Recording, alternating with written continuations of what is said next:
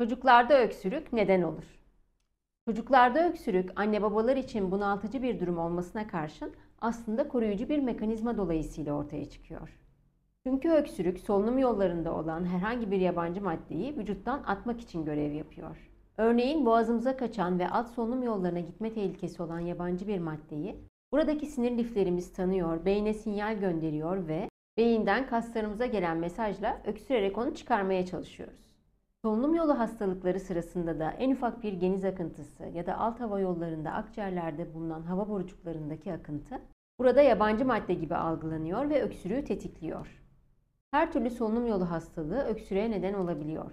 Soğuk algınlığı, nezle, grip, sinüzit, boğaz enfeksiyonu, larenjit, kurup, ana solunum yolunun tutulduğu trakeit, akciğer enfeksiyonu diğer adıyla zatürre, bronşit ya da bronşiolit genellikle akut, diğer bir deyişle 2-3 hafta süren öksürüğe neden olur. Öksürük ne zaman tehlikeli? Onu da bir sonraki videomda anlatacağım. Herkese öksürükten uzak, sağlıklı günler dileğiyle.